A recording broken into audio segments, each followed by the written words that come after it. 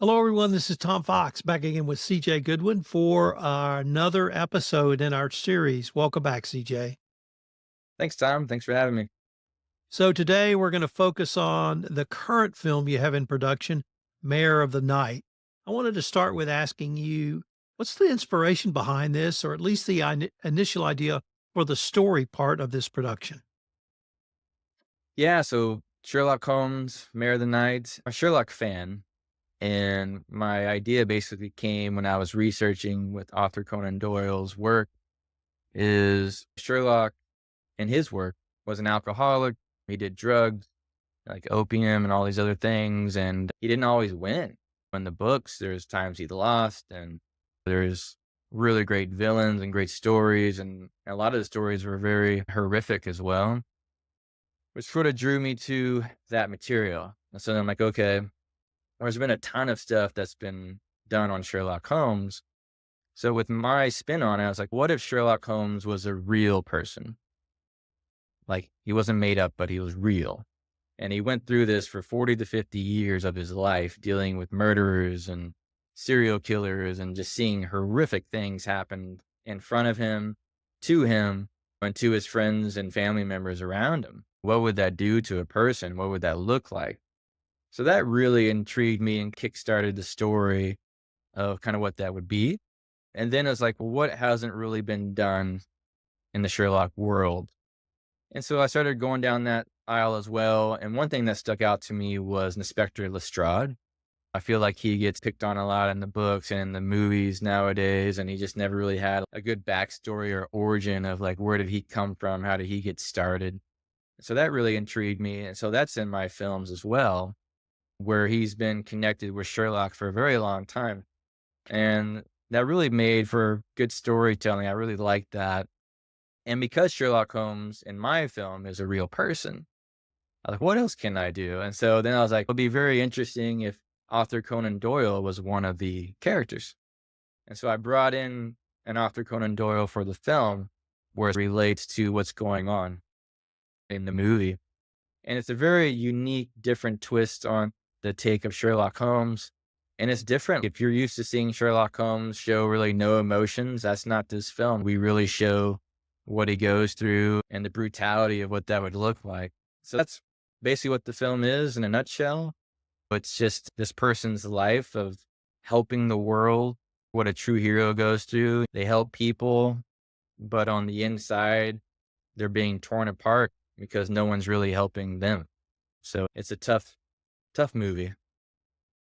So there have been explorations of Holmes' childhood to perhaps explain some of his actions later, and certainly his love of the 7% solution and as well. But I heard you focus really more on what he does for us, whether you call him a superhero or a consulting detective, what he does for the world and the darkness he has to see as really something that's got to do something to you and is doing something to him. Did I understand that correctly? Yeah, that's correct. I mean, that's pretty much right on. That was my focus on this film for sure. How about the title, Mayor of the Night? Is there a significance of that, a hidden meaning or other? There is. So there's a painting called The Nightmare, and I really liked what the painting showcased and what it means. And I'll let people look that up so they can see what the meaning is. And so basically, nightmare spelled backwards is like mare of the night, like it ties in. And so I really like that. But mare, M-A-R-E, although it means a horse, it also means something else, which again, I'll let people look that up. But that meaning is the same meaning of the picture, the nightmare.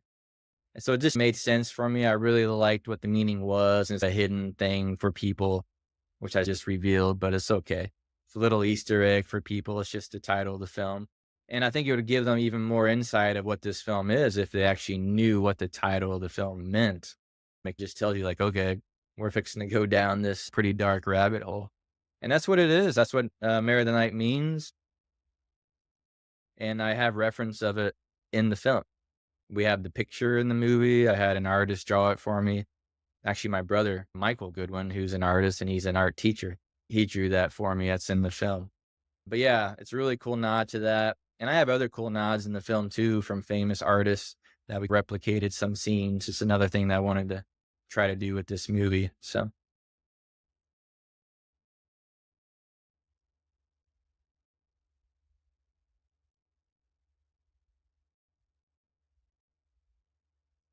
oh, I think you got muted, Tom. I can't hear you. Sorry, buddy. The many of the Sherlock Holmes television series, most of the films across all of the different sets of actors, the radio plays, all have a Lestrade. And I've always wondered, is Lestrade played? Is it the interpretation of the actor? Is it the screenwriting? Is it both? Because there are various interpretations of Lestrade. What is your Lestrade and what is his angle? Do we get a backstory of Lestrade? I hate it when he's seen as a bumbling idiot because I don't think he is. And I never thought that was fair. But he's something different. So what's your Lestrade? Yeah, mine's the exact opposite. I couldn't agree more with you, Tom. I think that's one of the reasons why I was excited writing for Lestrade in this film. We give him a backstory. We get to see, we start him at the age of basically 9 in the film. We see some flashbacks of how he became a police detective, how he was introduced to Sherlock Holmes, and his struggle and his life of what kind of brought him to where he is now, which is he's now in his 50s also. But he has just a hard upbringing as well.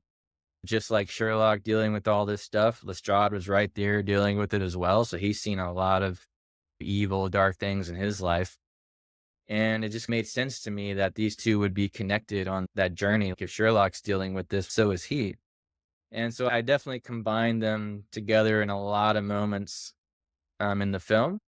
And yeah, he's not an idiot. He's very smart. He's very prideful in the film. He doesn't like what is happening to his city.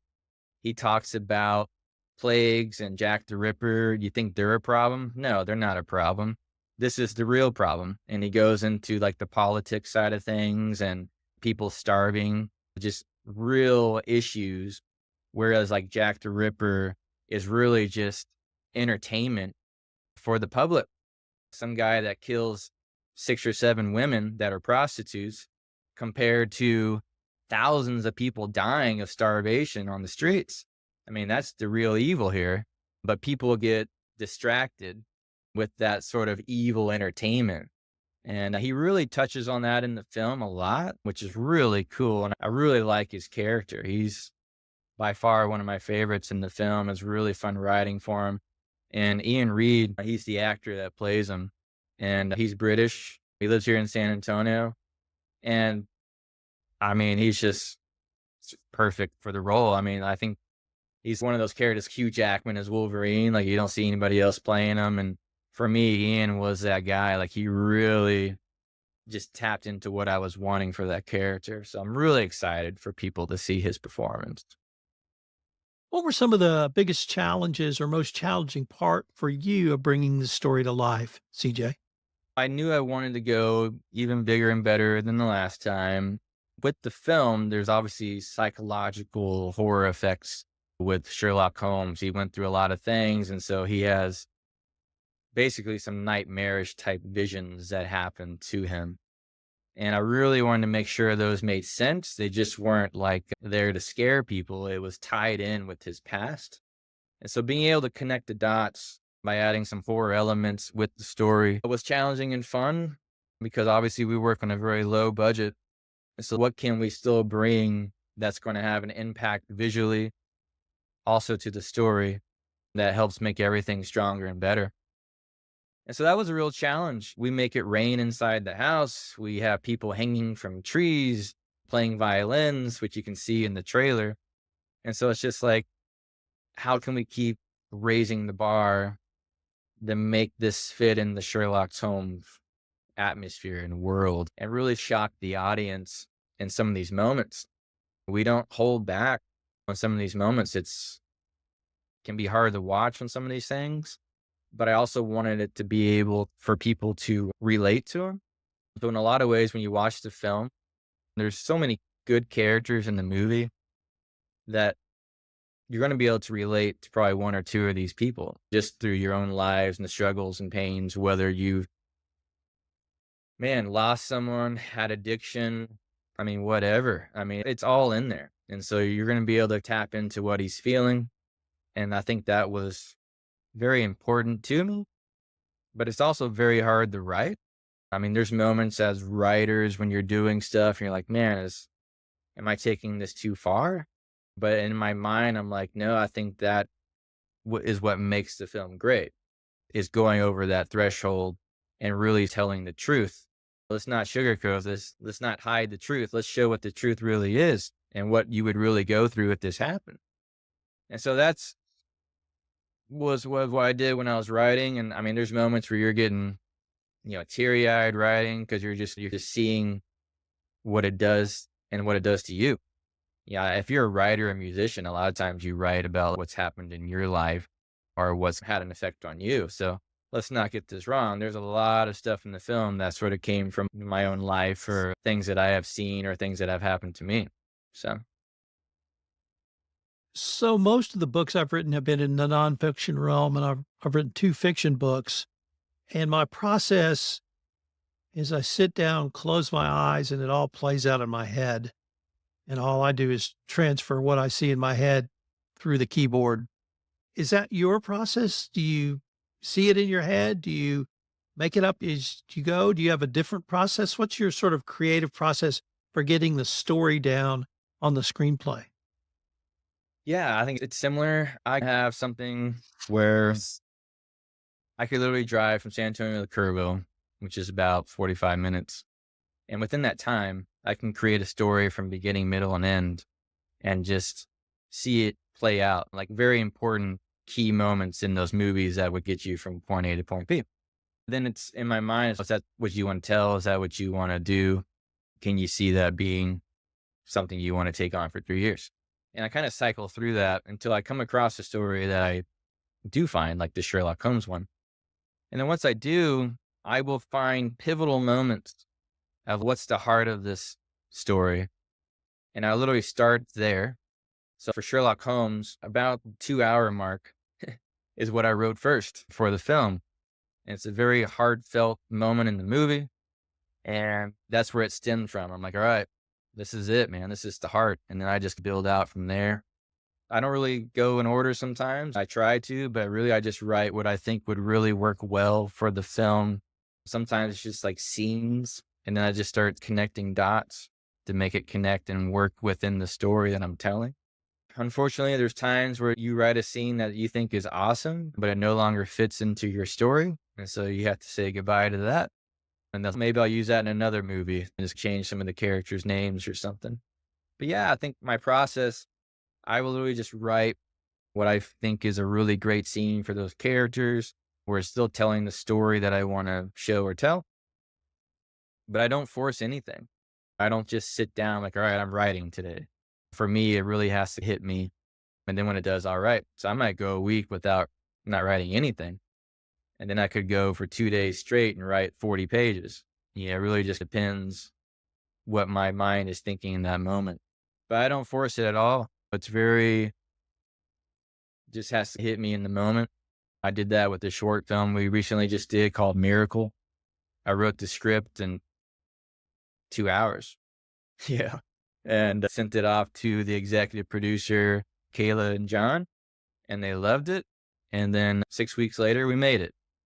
So, Or let me turn to the cinematography and visuals for this film. What was the atmosphere you were trying to create? I'm aware of the Nightmare Picture, and it's very dark on every level possible. So when I first heard the name of the movie, I thought of Darkness, and I thought of Darkness of the Mind. But how did you create the visual atmosphere for this? Any cinematography tricks you had to turn to, or do something different than any of your first 3 movies?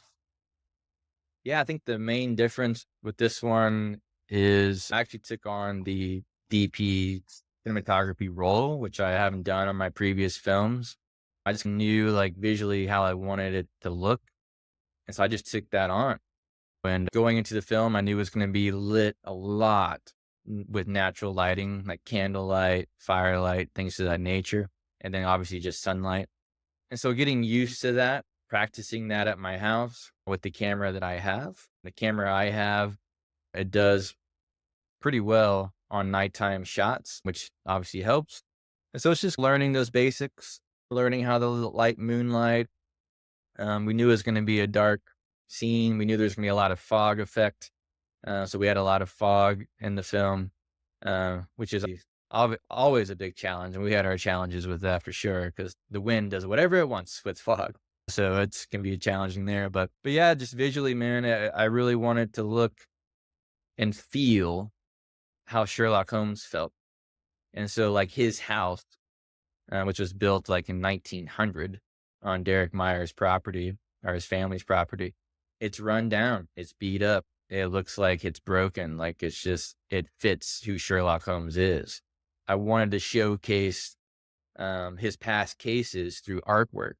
So Sherlock Holmes is now like an artist. He draws and he paints.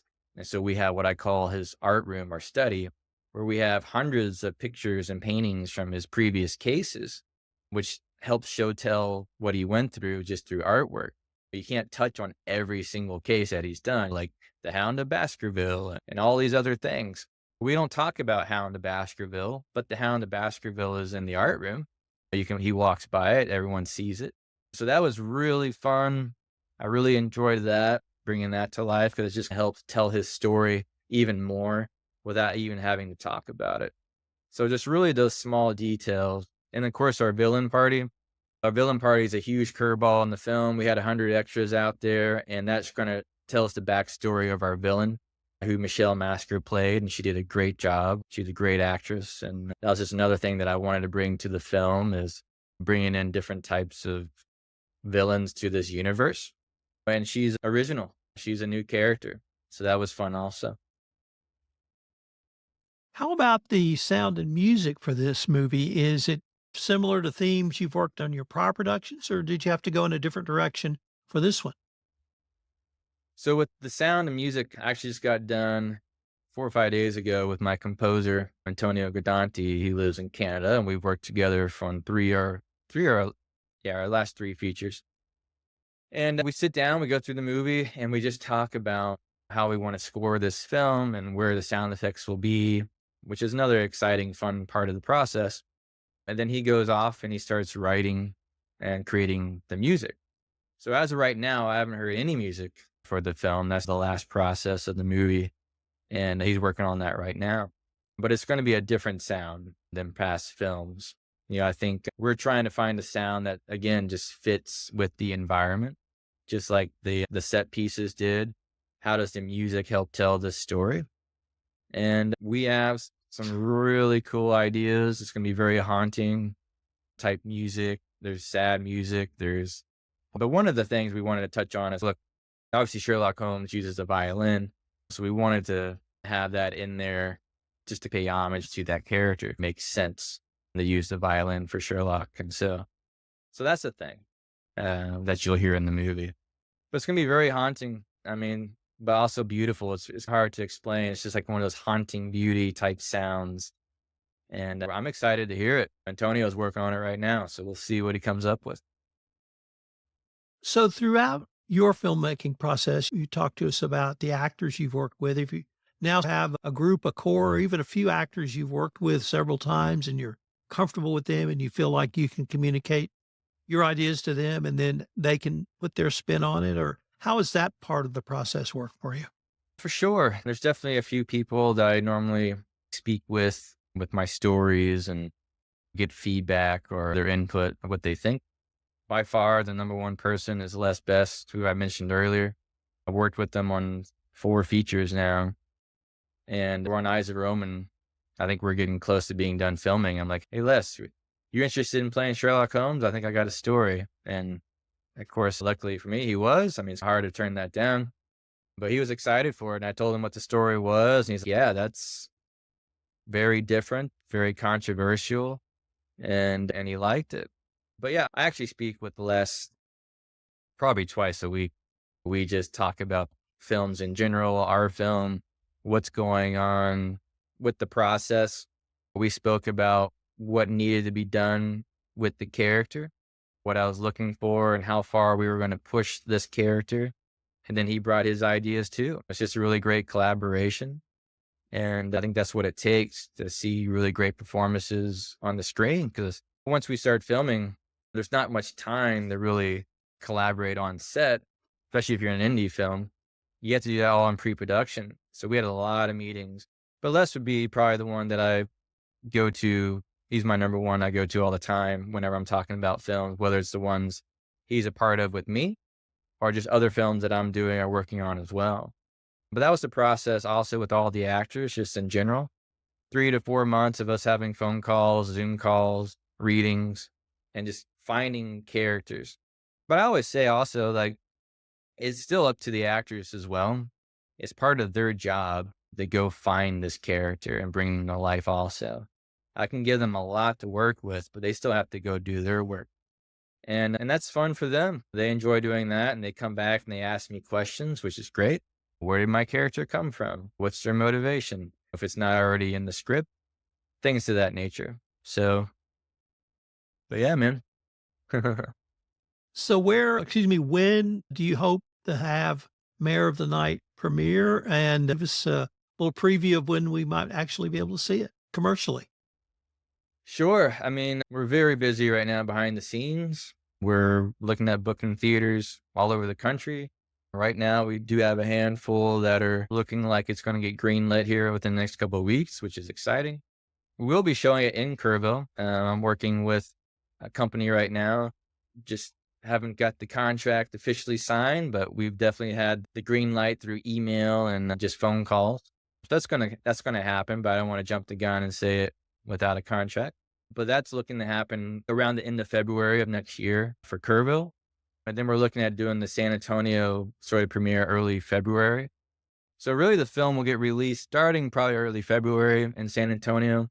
And then it's just going to spread throughout Texas and throughout the country for, we hope, the next 4 to 5 months as we go state to state throughout the country showcasing the film. CJ, unfortunately, we're near the end of our time for this episode, but I can't wait to see what we can visit about in our next episode. Thank you again. Yeah, Tom, really appreciate it, man. And I look forward to speaking more with you down the road.